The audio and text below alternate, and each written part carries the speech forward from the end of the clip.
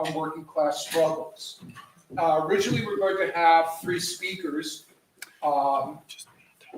Michael Goldfield, unfortunately, for family reasons, was unable to join us today. He sends his regrets. But we'll still have 2 interesting papers. The first will be by Michael Roberts, as you can see, the world economy in the 2020s. And then the second paper will be by Kim Moody on the limited impact of AI currently on manufacturing, and how it's changing the terrain of class struggle. My name is Charlie Post. I'll be sharing and making a few comments at the end. So no further ado, Michael, why don't you start it?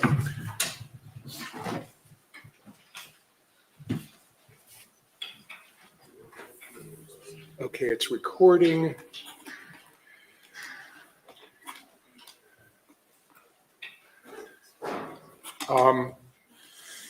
Charlie, it should all be fine now. If you just click, you should go through the slides. Or the Yep. arrow keys. All right, well, I'll let Michael handle that.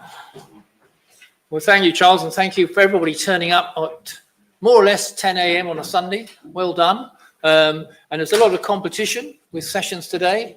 If nobody had turned up, I might have gone to some of the other ones because they look quite interesting.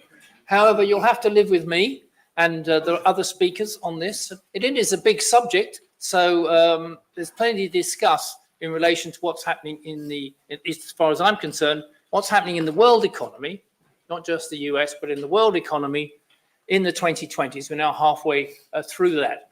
And the slides and the presentation I'm making today is a work in progress towards a book which is coming out next year from Haymarket, built around this subject and how I see things developing. Since I last wrote a book in 2016 called The Long Depression, and here we are 10 years later, I'm still feeling very depressed. Don't know about the rest of you, and the economies are too, and therefore this is an opportunity to sort of develop what's happened since then.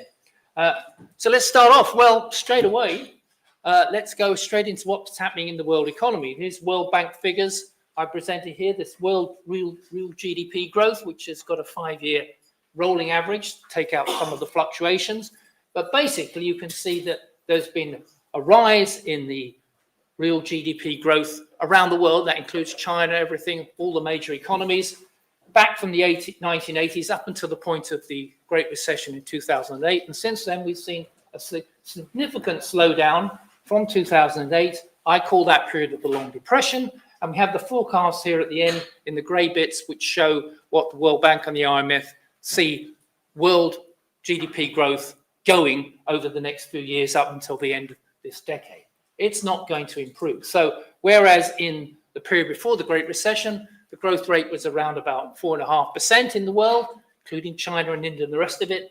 Then in the 2010s, the world growth rate was only 3% a year. So it's quite a significant drop. And now, as we move into this period since the pandemic slump of 2020, we've got a growth rate that's slowing to 2.7% a year and is expected to slow even more. So that's hardly a success story on the part of world capitalism in developing the productive forces. However they're distributed, production is not even matching, or increasingly not even matching, the increase in population growth. And what's the view of the big international economic agencies about the next period, decade, or 5 or 10 years? The World Bank is totally gloomy about the situation.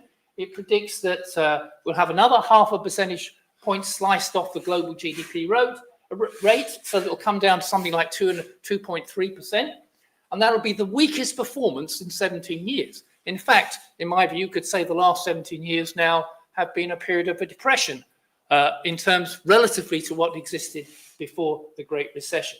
And so outside of those recessions, this is the slowest period that we've seen for decades before. In fact, not since the 1960s has the world economy slowed in its growth rate. The graphs on the right show how the World Bank sees growth rates spelling out in the different parts of the world. The advanced economies are really down nearly at 1% a year, and the emerging market economies, as they like to call them, including China, India, and so on, is now going to be below 5%. And I think the bottom graph figure is really startling to demonstrate the change that's taken place. That's real business investment, not stock market investment, not financial speculation, but actually investment into improving and raising the productivity of labor and using technological innovation to do that. And you can see that the actual growth rate, which is the squiggly red line on the bottom there, is well below the trend growth rates that we've seen in the previous periods before 2007. And so the black line is the pre-global financial crash trend, and the dotted line is predicted where the World Bank thought it might end up. And in fact, it's actually even lower than that. So that's the overall picture for growth, which is still very important. I know a lot of people say, well, who cares about GDP? Well, I know capitalists care about GDP. And also, we still need more investment in productive resources to increase the needs of the population of the world.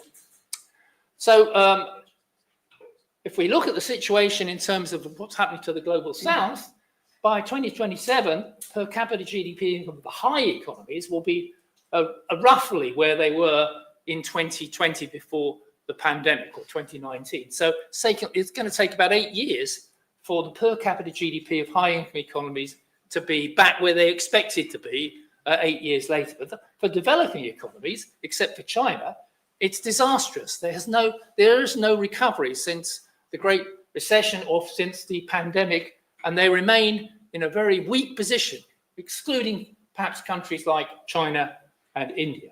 So they're not making any progress in improving living standards for the most populated places in the world. I did a presentation yesterday which shows how the global south, as we like to collectively call it, is not catching up with the global north. In any way you want to measure it, it's not making any progress to closing the gap in terms of income, productivity, and human development. But why is the world economy slowing down? Well, in my view, the most important factor is investment growth. A lot of mainstream economists will tell you, well, the consumers, there's a lack of demand by consumers. I don't accept that that is the way in which we should look at the question. Under a capitalist system, production is to make profits, to sell goods, and the way to do that is to invest more and more in technology and machinery to reduce the cost of labor and boost profitability that way. So investment is crucial to the development of growth and resources under a capitalist system. And investment to GDP has been declining in all the major economies since 2007, with the exception of China. You can see on the right there that even China, since 2010, has had a bit of a fall. It's still about 45% of GDP, China's investment to GDP, which is staggeringly higher, as you can see, for the rest of the world. And if you want to look at emerging markets, excluding China, we're down about 25%.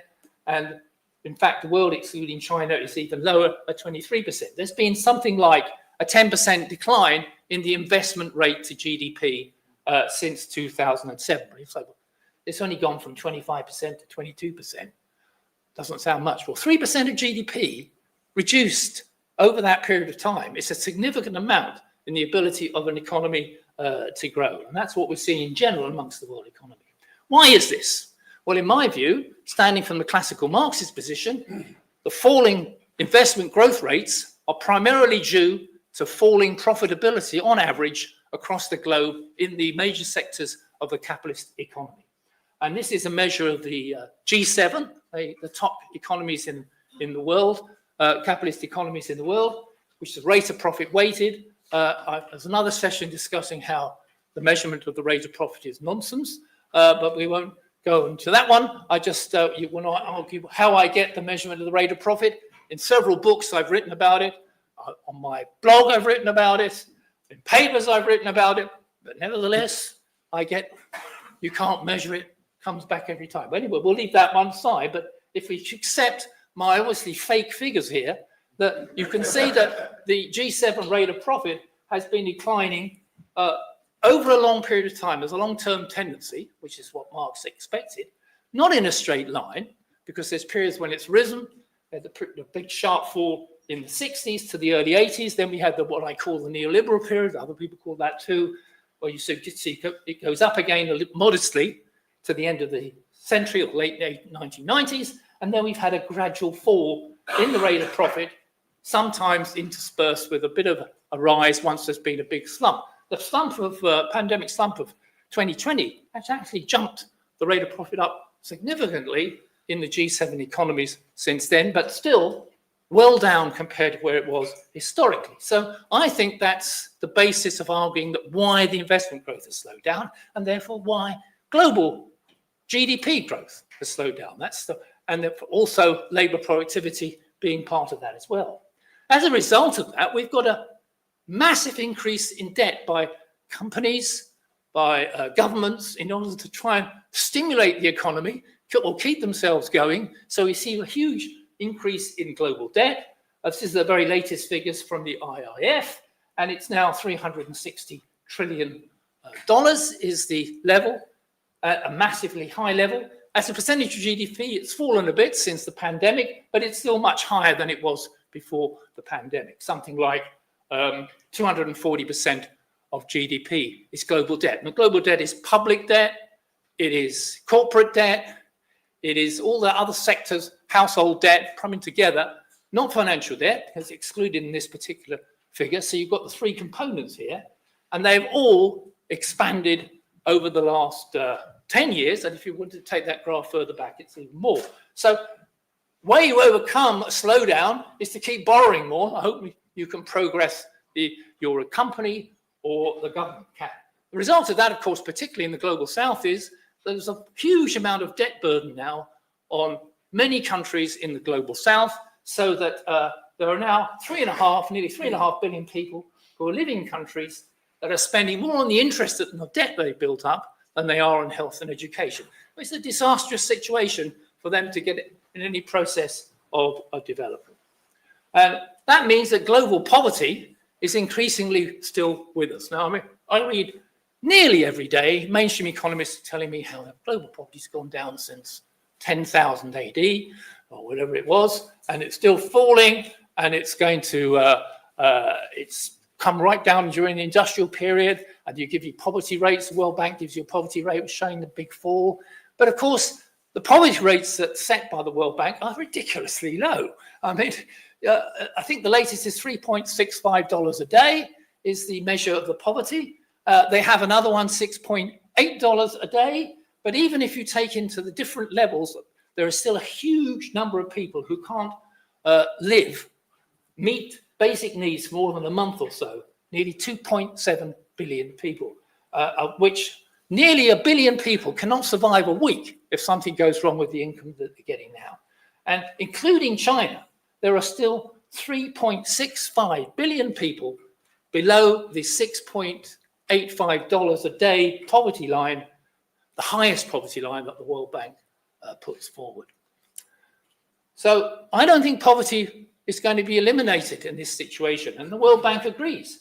Global extreme poverty reduction has slowed to a near standstill, with 2030 set to be a lost decade. This is a lost decade for solving the question of poverty in the world.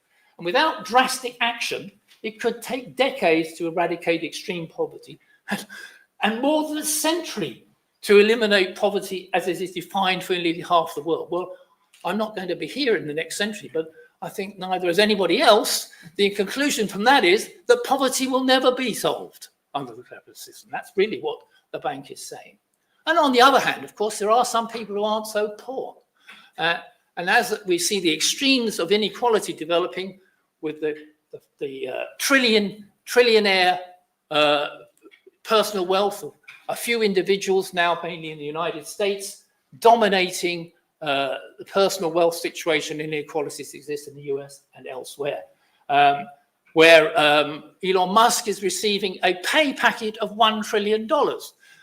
That's a pay packet, not the wealth that he actually owns in terms of all the assets that he's built up. And the extreme level of inequality, which is demonstrated by the graph on the left when it comes to wealth in the US, is repeated in many other countries, if not quite so extreme.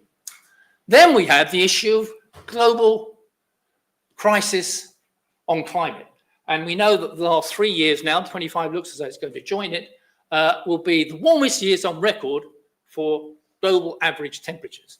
The graph on the left shows you how that's been rising. We're now the 1.5 centigrade increase compared to pre-industrial levels set as the minimum to stop by the Paris COP in 2015 is now being exceeded. The 2% one is more than likely to be broken. We're having a big rise in that. It's accelerating, not declining, despite all attempts supposedly to do something about it. So we have predictions now that the 70% chance that global temperatures will exceed 1.5 over pre-industrial levels over the next 5 years. And there's an 80% chance that between 25 and 29, we'll set a new record for global temperatures. Well, actually, that's out of date. We're well beyond that now. The world is now just too hot to live for many global south people. This is just an impossible situation where they can't even go out to work because of the temperatures that build up in periods of time, apart from the floods and other drought procedures. And yet we're told by the fossil fuel companies that trying to control climate change is really just a fantasy. Give it up. We should abandon the fantasy of phasing out oil and gas, says the chief executive of Saudi Aramco, who happened to be the last person in control of the COP conference.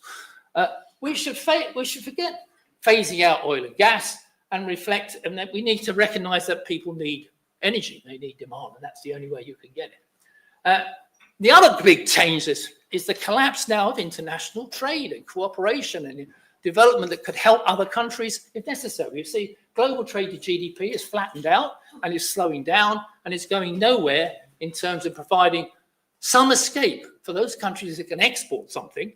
Global trade is declining relative to GDP. And so that way, trade is no longer an avenue for many poor countries to escape, or for that matter, countries in the rich north. And of course, Trump is only exacerbating that with his trade war and import tariffs that he's introducing. We now have average tariffs at the highest level as far as the US is concerned in 100 years. And that's really hitting countries, particularly in the global south, in their ability to sell exports, not only to the US, but to find other ways in which they can sell them. My last big question here is, can capitalism escape from all these problems? If you line them up, we've got the economic difficulties, we've got the climate change, we've got the inequalities and poverty, and we've got the increasingly difficult way in which trade protection, nationalism, and global conflict developing. A polycrisis, I think Adam Tooze described it. I think it's an appropriate word on this occasion. Can capitalism escape from this polycrisis? There are three ways, in my view, in the time available. Creative destruction and slump. That used to be the position of Marxists, that the only way they could really get a new lease of life capitalism was to destroy old and dead capital through slumps, create the condition for those who can survive that. The stronger and leaner will be able to then have a higher rate of profit, and you'd have a new lease of life. And that is one way. Another big slump in the next 5 years would be presumably an opportunity for capitalism to escape. But it's increasingly difficult to see that that works. And also capitalist strategists are avoiding having destructive slumps. They prefer to keep pushing that debt up, keep things going rather than let it slump. So we have 20 or 30% of companies in the major economies now, which are zombie companies, where they just borrow money to keep going. They don't really make any profit. They can't develop the economy in any particular way. And if we don't have the higher profitability, will the technological revolution of robots and artificial intelligence, which are dominating a lot of their sessions here, going to be the answer? Is this the savior of capitalism? Or alternatively, another way in which capitalism has got out of crises before is to resort to war through military expenditure, physical destruction of old capital, and a new bunch of companies and countries in control of the world's economy. So is there going to be a slump before the end of the decade? Well, it's a possibility. We have financial asset prices well out of line with earnings. We have corporate profit growth actually slowing. We have global debt at record levels. We have inflation interest rates turning up, having supposedly come down since the period of pandemic slump. They're starting to rise again. Maybe the AI boom will save us. Well, massive spending on data centers, massive investment and speculation, just like the railway mania of the 19th century in the UK and US, is ploughing forward. Will that lead to a massive increase in labour productivity? Well, according to the OECD, if it's going to take 20 years, because all the other previous user-friendly technologies have taken 20 years to be fully diffused through economy, assuming that AI actually works as an alternative new innovation. And if it takes 20 years, that's a long time. Time is running out for capitalism to do that.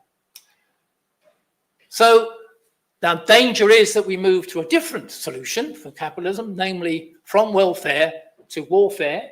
The process of rearmament is beginning. This is the way. I mean, I read a paper that said in the Financial Times, for, of course, the head of one of the armed forces in the UK, that raising arms expending is a good idea because it'll help the economy. We'll be able to employ more people. And in fact, it's the only, we get national security and an increase in the economy. Brilliant. This, of course, only applies to those that actually make arms, and those that actually use them are going to gain from this.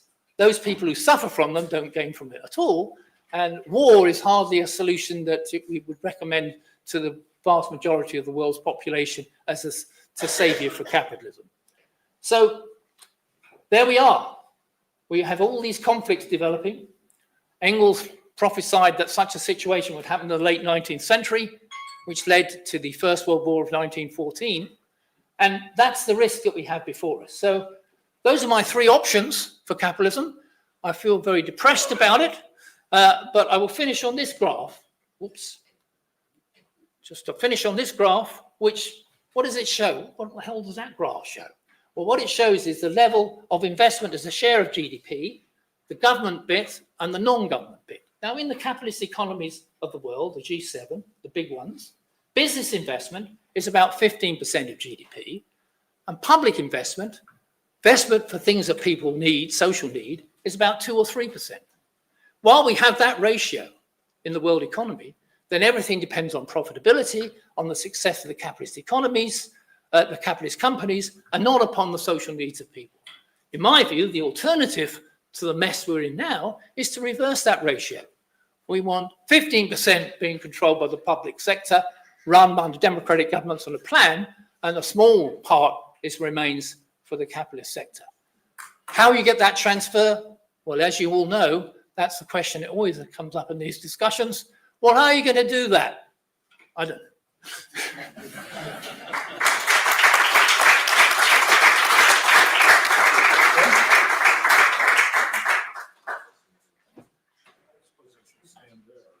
All right.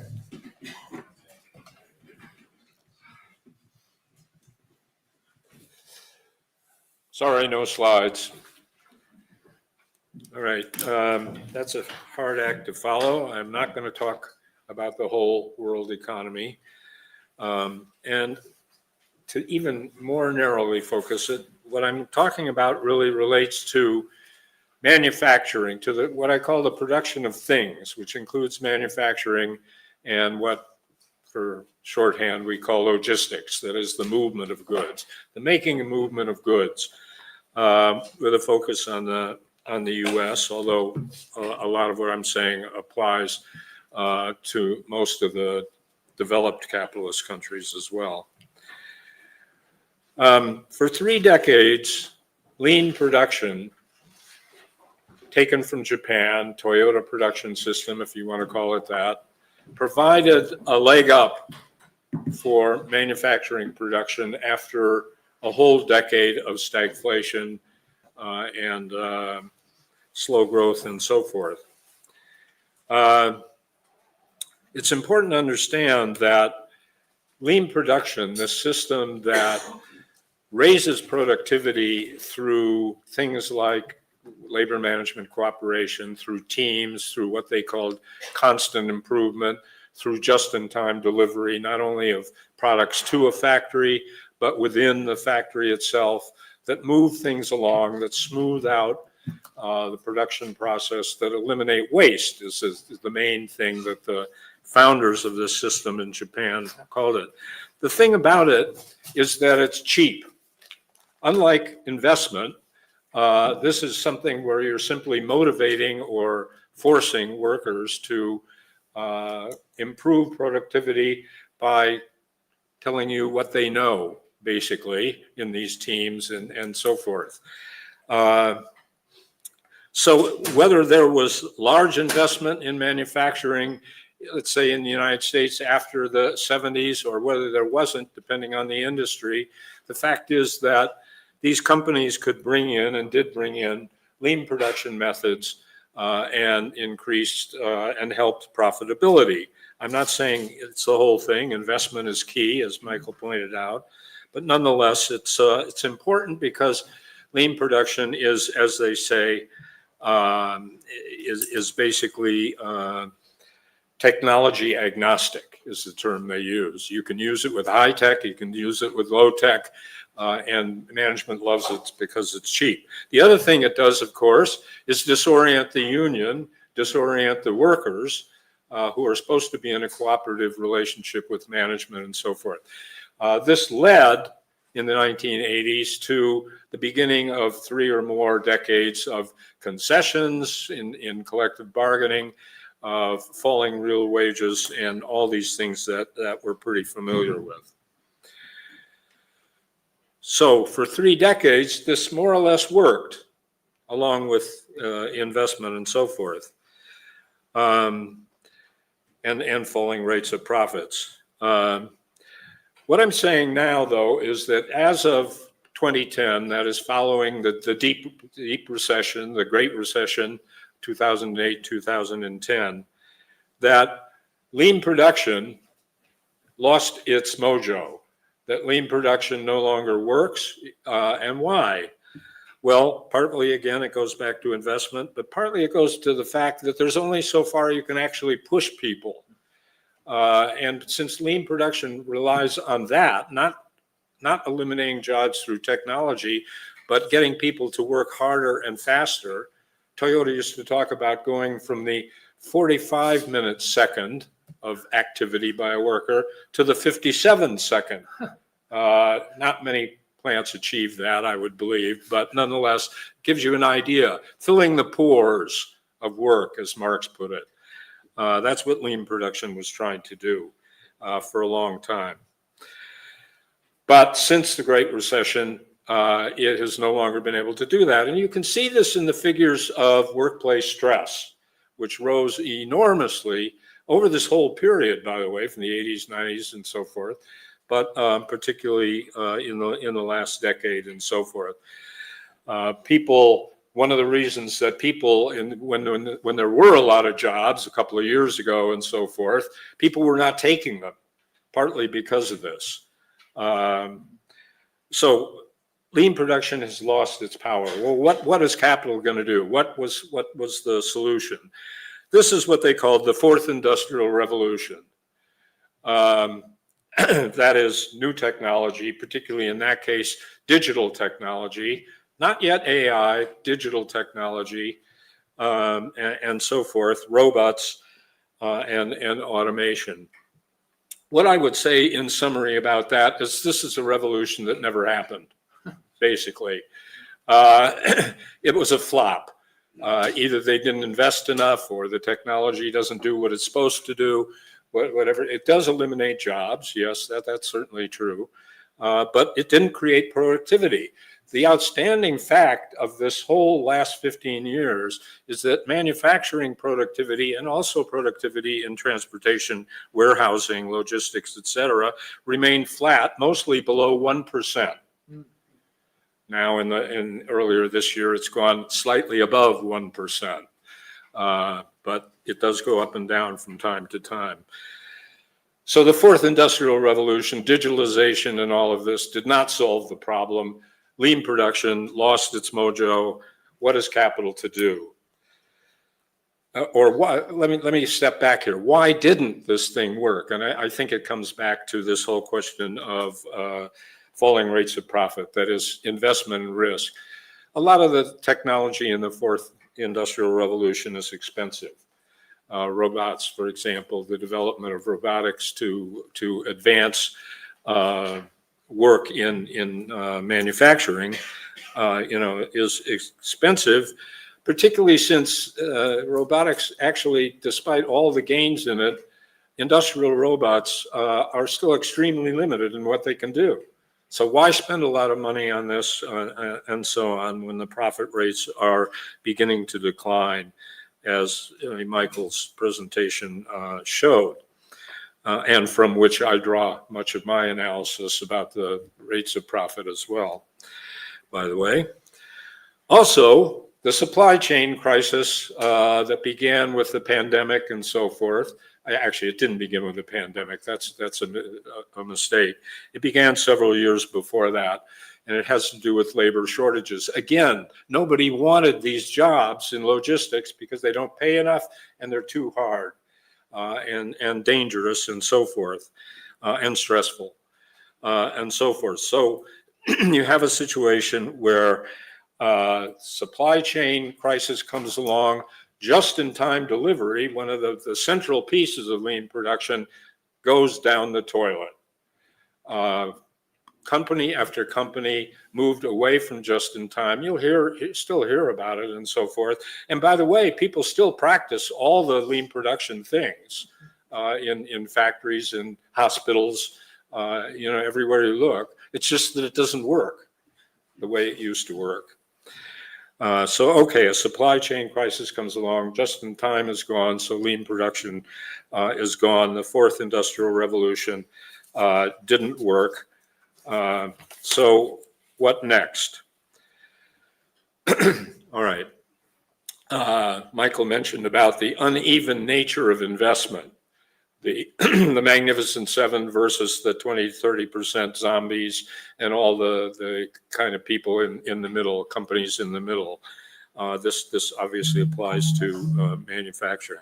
So what about artificial intelligence? Well, what I'm not going to talk about are chatbots and all the stuff that you read about all the time. What I want to talk about is how can this be applied to manufacturing? Is it being applied to manufacturing? Well, there is a market for AI among manufacturers. So far, what it does is mostly business and financial functions, administrative functions, computer functions. The thing about AI to keep in mind is that what it does is our cognitive tasks. It doesn't do jobs, it does tasks, and that's an important distinction to think about when we go a little farther here and looking at things. Cognitive is important too. It doesn't move anything. AI cannot move or make a thing. It needs a machine, it needs a robot, it needs a human being to do these things. And if they don't advance, if the human beings can't work any harder, the robots are not becoming that more advanced as far as manufacturing goes. They may be, doing boxing events for the richest man in the world and all the rest of it, and dancing, but they're not doing very well in factories, or at least not much better than they used to do. So if these, are not happening yet, what is the situation? Why would capital invest in this? Let's just look at a couple of things that have to do with this. The first thing, though, is to understand AI not as some kind of mystical mental labor process, but as capital. Capital, fixed and circulating capital in the Marxist sense of that term. The vast amounts of data centers that you read about all the time, the hundreds of billions they're spending on that stuff now, probably trillions before it's done, before it collapses, if there is a burst of the bubble, and I strongly suspect there will be. What Marx said about machines that dominate labor is that machines are based on the social brain.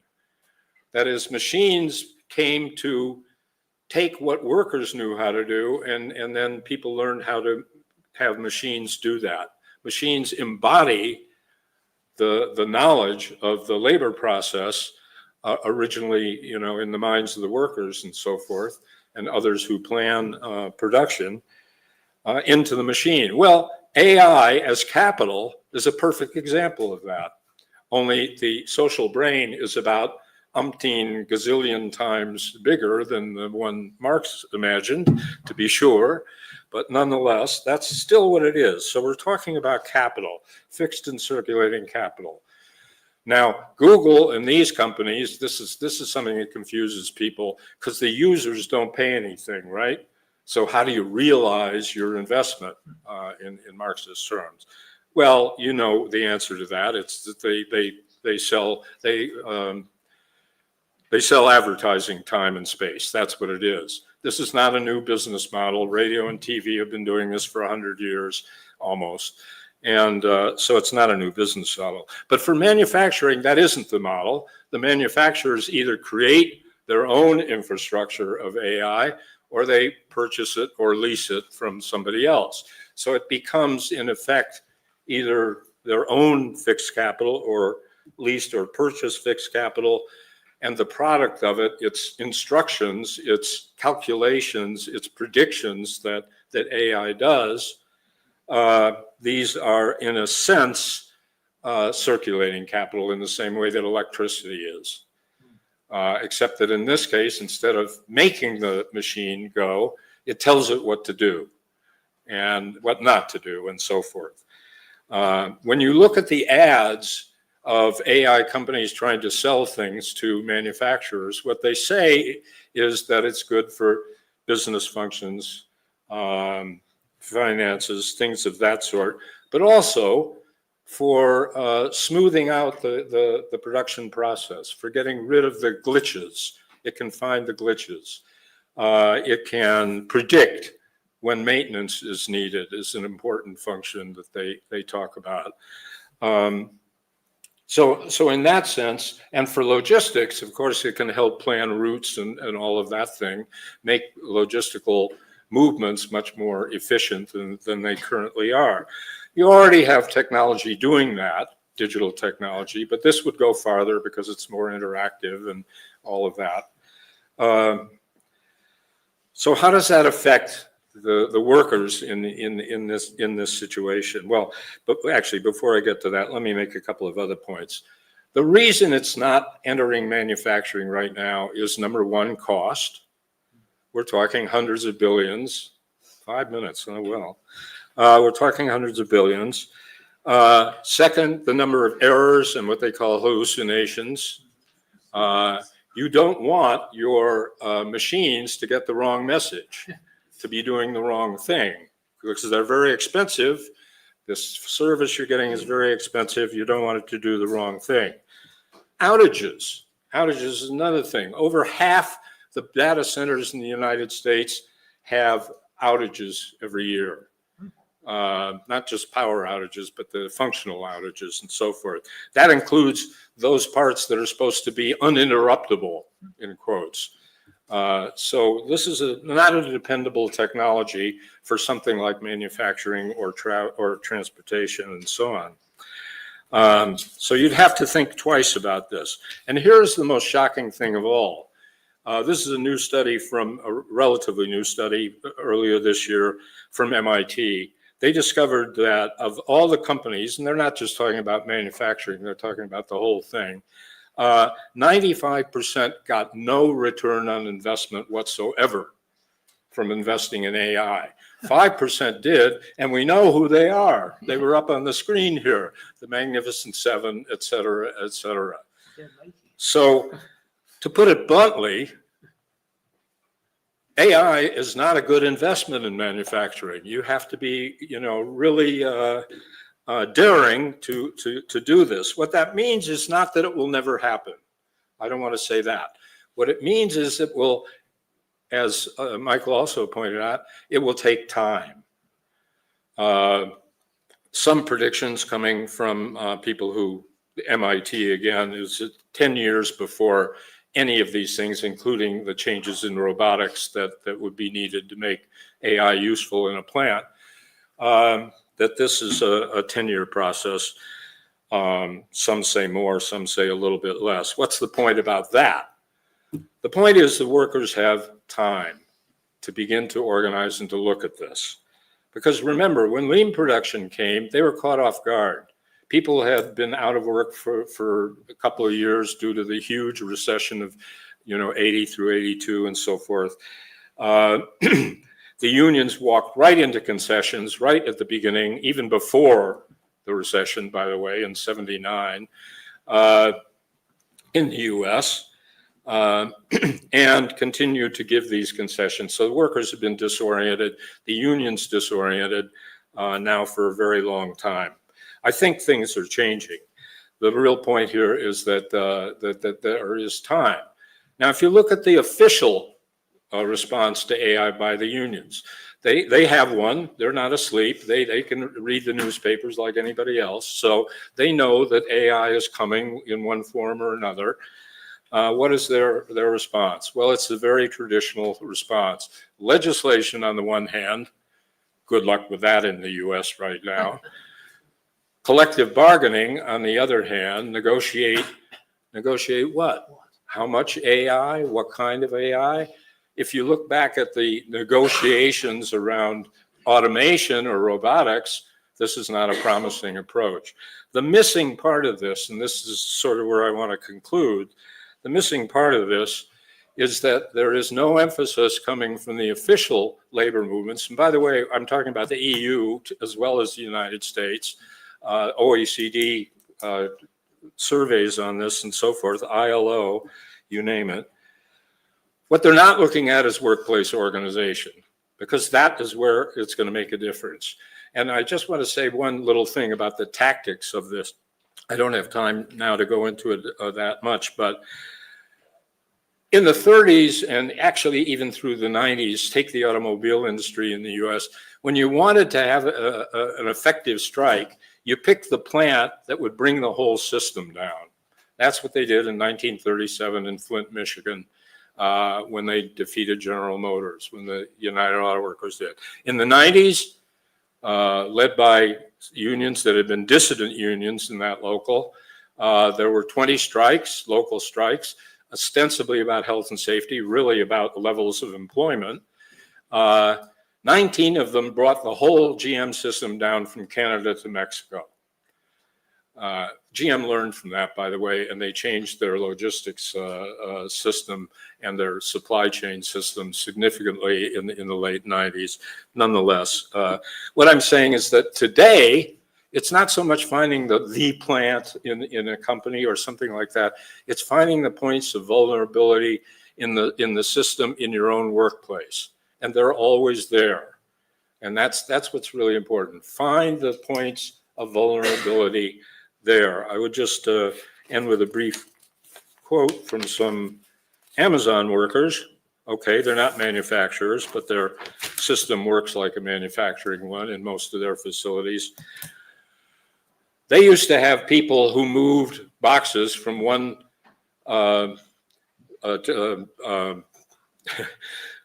moving conveyor belt to another. Amazon put in a mechanism, an automatic mechanism to do that for them. So what did the workers do about that? They lost that job. It also meant, of course, as it always does with automation of any kind, that the workers along the process had to work harder. So what they started doing, not even organized, this was instinctual, they started slowing down. And what did that do? That backed up all those boxes. And what did that do? It broke the machine. So I'll end on that.